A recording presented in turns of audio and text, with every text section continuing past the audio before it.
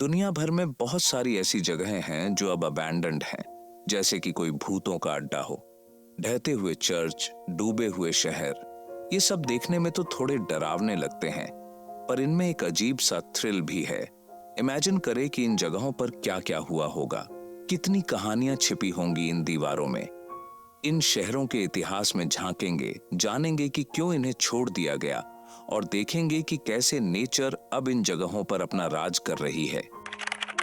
Krakow southern Italy के बसिलिकाटा में rolling hills और कलंची के बीच बसा है क्राको का भूतिया शहर।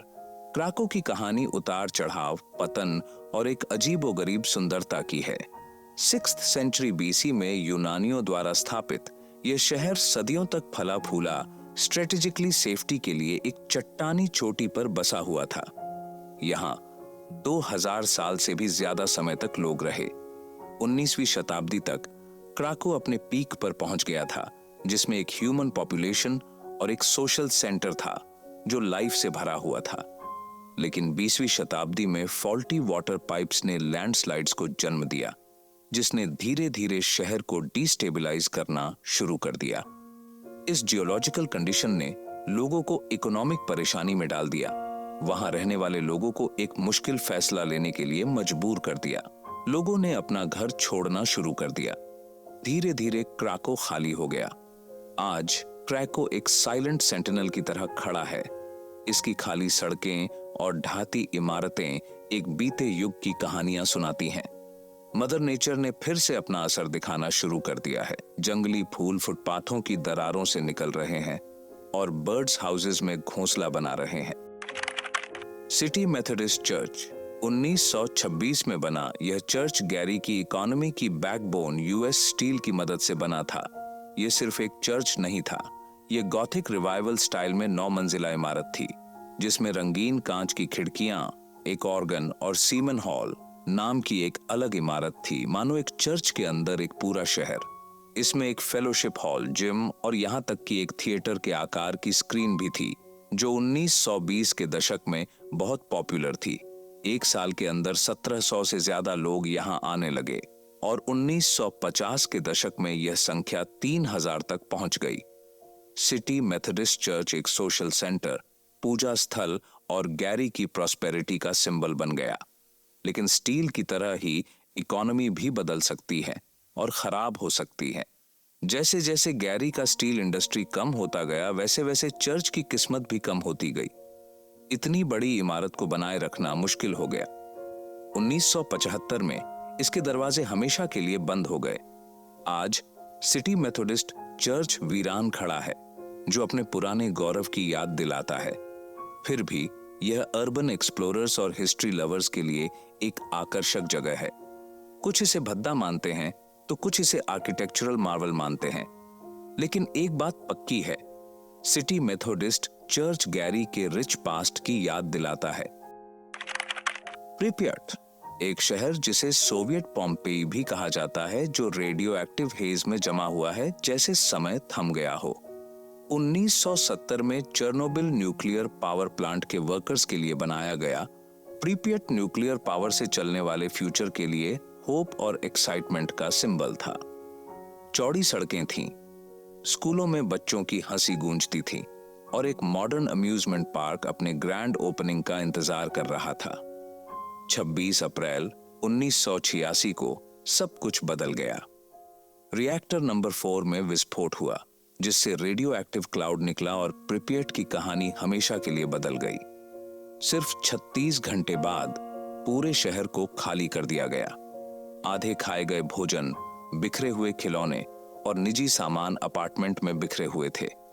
अम्यूजमेंट पार्क, जो हमेशा के लिए बंद हो गया, टूटे हुए सपनों का सिंबल बन गया। उसका फेरिस व्हील आसमान में खड़ा है और उसकी बम्पर कारें एक शांत मैदान में धूल खा रही हैं।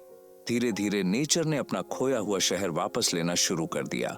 पेड़ फुटपाथ की दरारों से निकलकर उभर रहे हैं, उनकी जड़ें कंक्रीट और डामर को चीर रही हैं।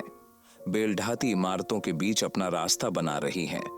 प्रिपियाट घूमना एक अजीब एक्सपीरियंस है, एक कम्युनिटी के टूटे हुए सपनों का पेनफुल टूर। गैस मास्क जैसे जल्दबाजी में छोड़े गए हों, जमीन पर बिखरे हुए हैं, जो बाहर निकलने के लिए जल्दबाजी की याद दिलाते हैं। पैलेस ऑफ कल्चर, जो कभी एक्टिविटी का हब था, अब खाली है। इसका हॉल एक भयानक सन्नाटे से गूंज रहा है। यह एक ऐसा शहर है जहां हर जंग खाए झूले, हर फीका पोस्टर जो दीवार से छिल रहा है, डिसरप्टेड जिंदगी की कहानी कहता है, चेरनोबिल डिजास्टर की भारी कीमत की याद दिलाता है। रुम्मू प्रिजन, पानी के नीचे मौजूद एक जेल, वो भी कोई साधारण जेल नहीं बल्कि एक डरावना एस्टोनियन लेबर कैंप, जहां पर रुम्मू प्रिजन को रखा गया था। 1940 में बनी ये जेल एक चूना पत्थर की खदान के ऊपर थी, जहां कैदियों को मजबूरन मजदूरी करनी पड़ती थी। जब एस्टोनिया आजाद हुआ, जेल को छोड़ दिया गया और खदान पानी से भरने लगी। धीरे धीरे इमारतें डूब गईं और जेल एक भूतिया भूल भुलैया बन गई। आज डाइवर्स इस डूबे हुए जेल के अवशेषों का पता लगा सकते हैं। उनकी फ्लैशलाइट जहां कभी सलाखें थीं, उन पर रोशनी डालती है। सीढ़ियां कहीं भी नहीं जाती हैं और एक गार्ड टावर भी पानी के नीचे है। मछलियां हॉल में तैरती हैं और अजीबोगरीब पौधे दीवारों से चिपके हुए हैं।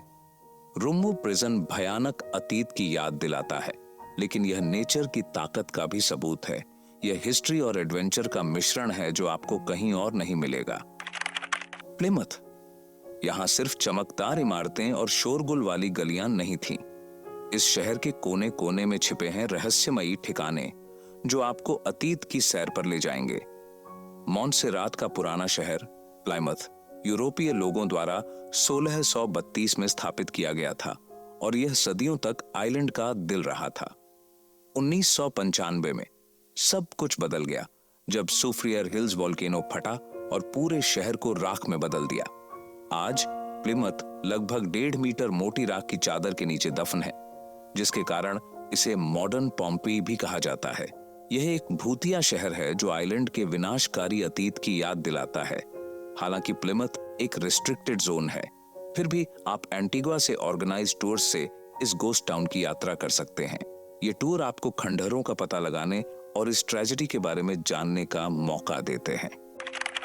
एलिडी आइलैंड हाउस, आइसलैंड में एलिडी आइलैंड पर एक छोटा सा सफेद घर है जो बड़े से मैदान के बीच खड़ा है।